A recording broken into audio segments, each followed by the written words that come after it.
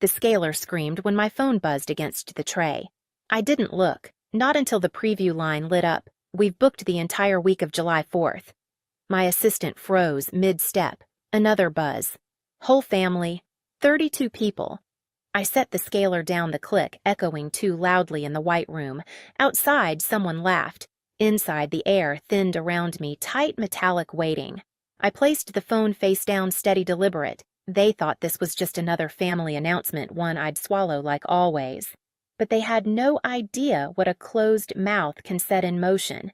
My name is Juliet Rowan Hale, and most of my life has felt like standing just outside a doorway, close enough to hear everything, never close enough to be invited in. I'm the child in the middle, the filler, the one people remember only when someone else needs something. My older brother Callum was always the headline, the athlete, the risk-taker, the one Mom liked to brag about at barbecues. My younger brother Evan arrived with the effortless charm of someone who'd never had to fight for attention a single day in his life. The world met him with open palms, and every time it did, my parents clapped along. I became the steady one by default, the person who made sure things didn't fall apart while no one noticed I was holding anything at all. When Callum forgot appointments, I covered for him. When Evan misplaced Key's backpacks entire weekends, I was the one retracing steps. If something spilled, it landed on my side of the table. If something needed doing, somehow it found my hands. My mother, Helena, used to pat my arm and say, "Thank you for being reliable." My father, Mark, would nod like he'd just confirmed a job assignment. Reliability is a strange cage. You don't realize you're trapped until the door closes from the inside. Over years, I learned to shrink the edges of what I needed. I kept choices simple. I managed my own expenses, quietly wrote down every bill in a little spiral notebook so worn the cover curved like a wave. I didn't ask for help because help always came with commentary. I didn't mention dreams because dreams had a way of being repurposed into someone else's convenience. Still, I kept one dream tucked deep somewhere quiet, somewhere with space, somewhere I could finally breathe without earning it. The lake had always been that place. Growing up, whenever we'd drive past still water, just a glimpse from the highway, I'd feel something unclench inside me. A life where no one barged in. No voices rising over each other. No obligations disguised as affection. The day I first saw the listing for the A-frame cabin, it didn't feel like discovery. It felt like recognition, like the place had been waiting for me to catch up. I didn't tell my family when I toured it. I didn't tell them when the offer was accepted. I didn't tell them the night I signed the closing documents with hands that wouldn't stop shaking. The only person who ever knew was Mara, the one friend who had seen enough of my family to understand why secrecy wasn't pettiness, it was protection.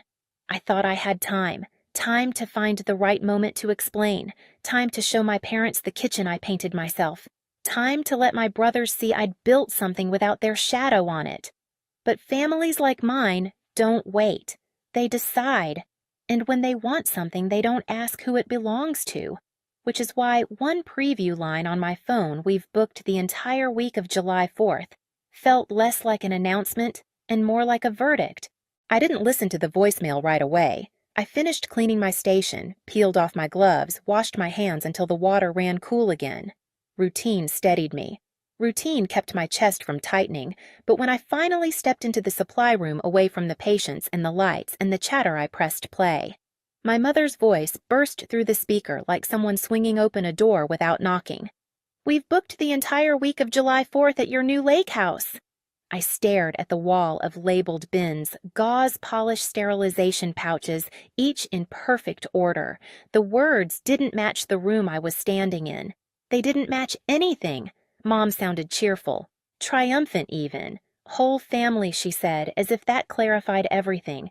32 people. She emphasized it like she was proud of the number, like it was a gift, like the weight of 32 bodies, 32 expectations, 32 voices crashing into the place I built alone was something I should be grateful for. Then came the part that tightened the air around me. Boats, grills, fireworks, the works. I closed my eyes. For a moment the room tilted.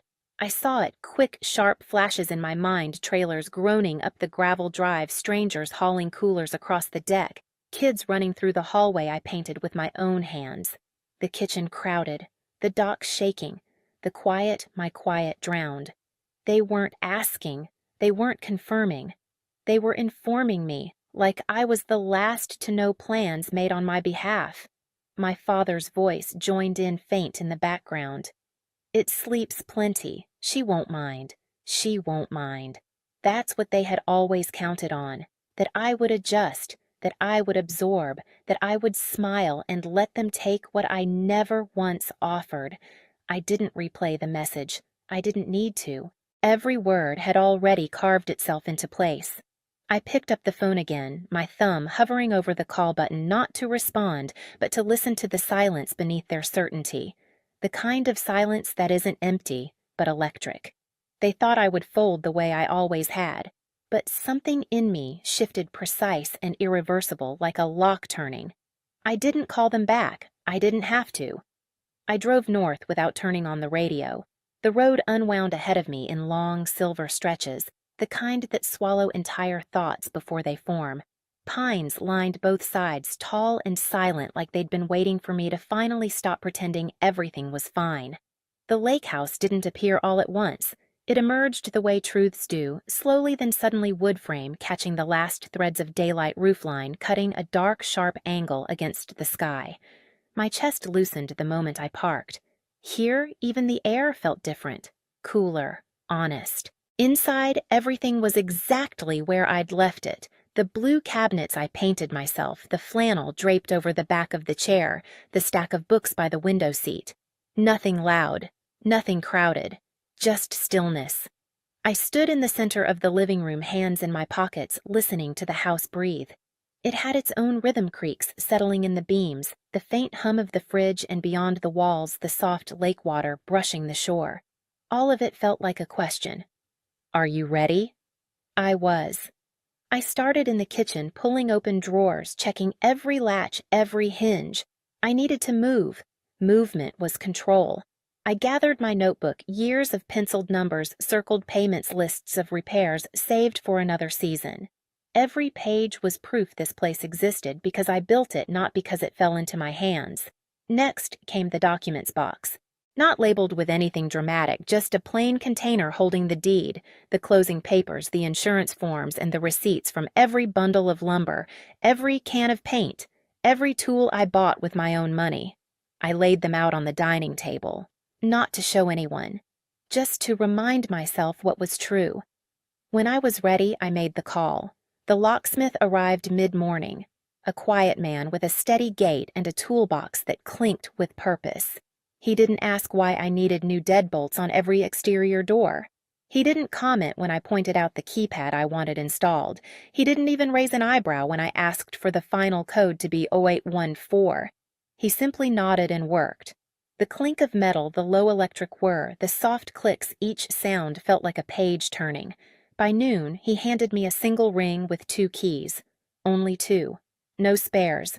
No copies. No just in case hidden under the mat. Everything's set, he said. Only opens for whoever you choose. Whoever I choose. The words settled into me like warm stones. After he left, I walked the perimeter of the cabin, locked each door, pressed my palm flat against the cool metal of every new handle. It was ritualistic in a way, each touch anchoring me deeper into my own life.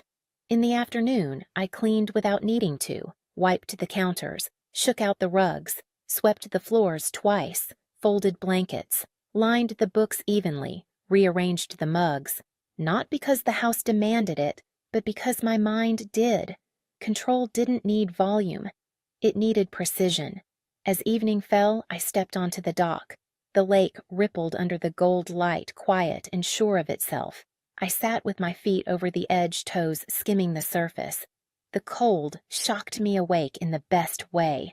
Across the water, someone set off fireworks, early celebrations from the next town over. Sparks lifted bright against the dusk, then faded into smoke. They didn't reach my shore. I watched the reflections break into soft ripples around my ankles. Back inside, I grabbed the small wooden box I'd carved to store keys and placed the new ring carefully in the center. I closed the lid. The soft thud echoed through the room.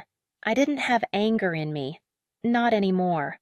What had replaced it was something quiet, solid, and immovable, a decision made without needing permission.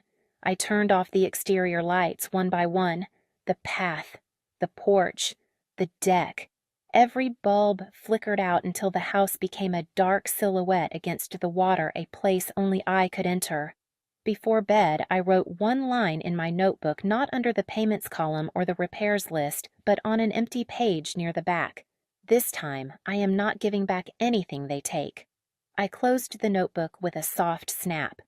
That night, the house felt different. Not fragile, not waiting. It felt claimed.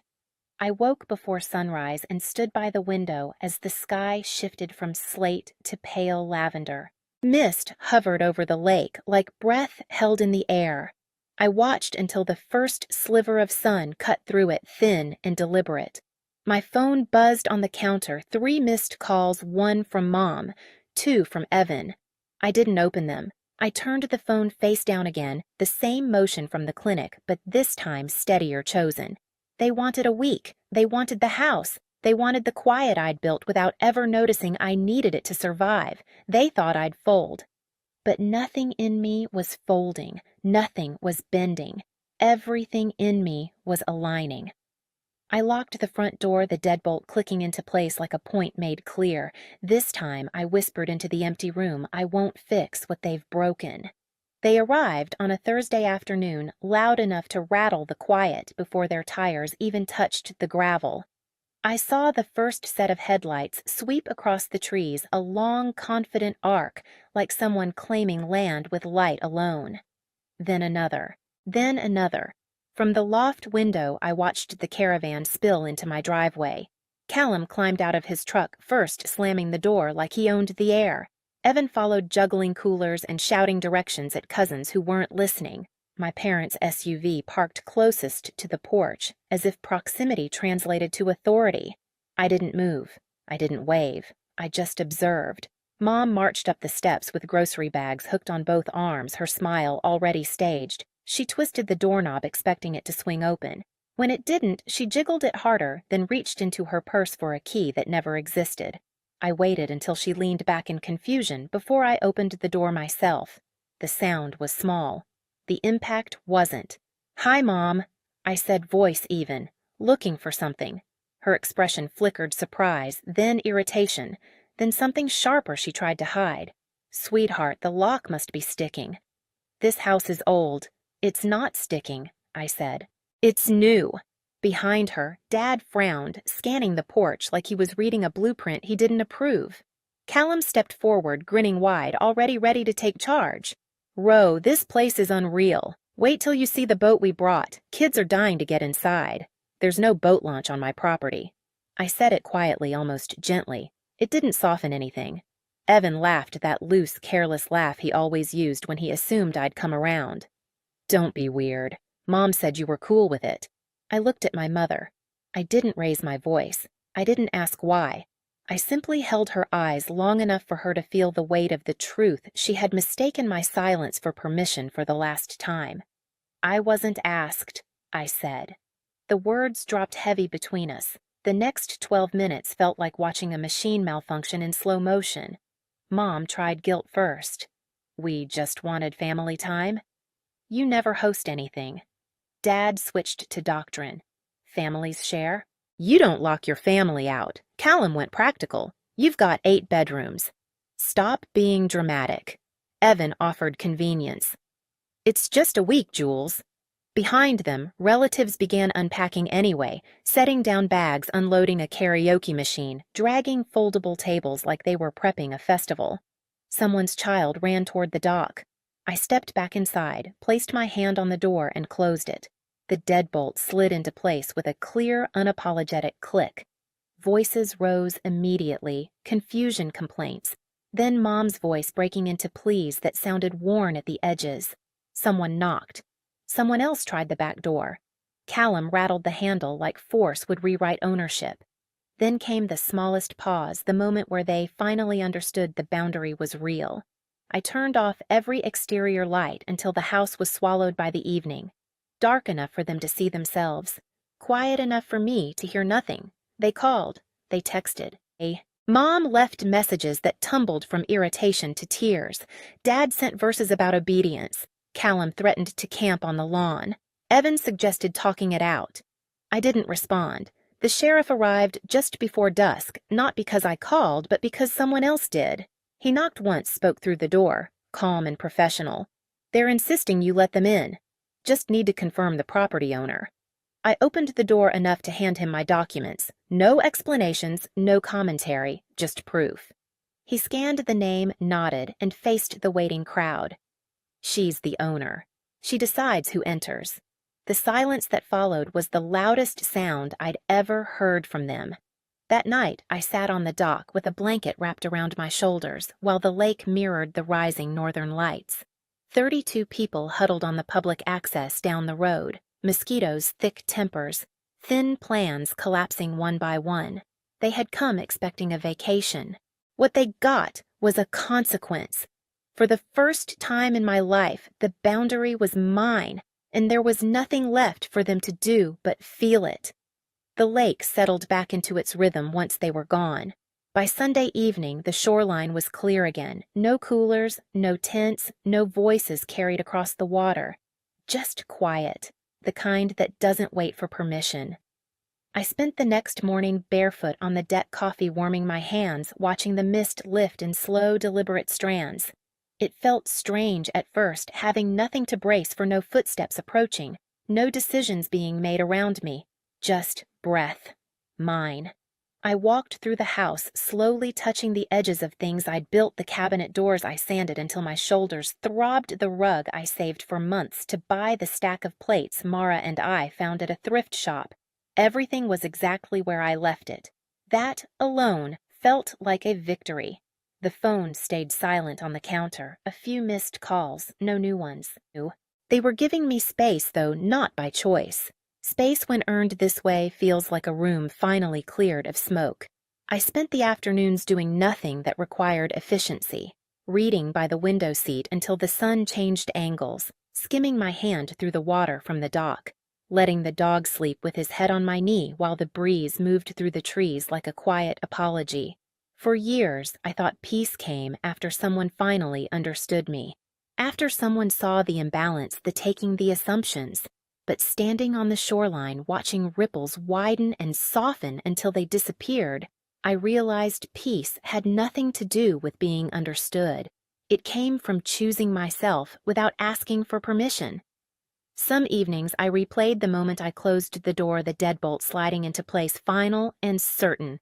Not out of spite, but to remind myself I was capable of drawing a line and keeping it. That sound became its own kind of exhale.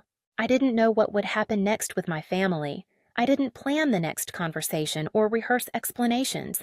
I let the uncertainty sit beside me like another presence on the dock. Not threatening, just there, quiet. The lake looked different then, less like an escape and more like a mirror.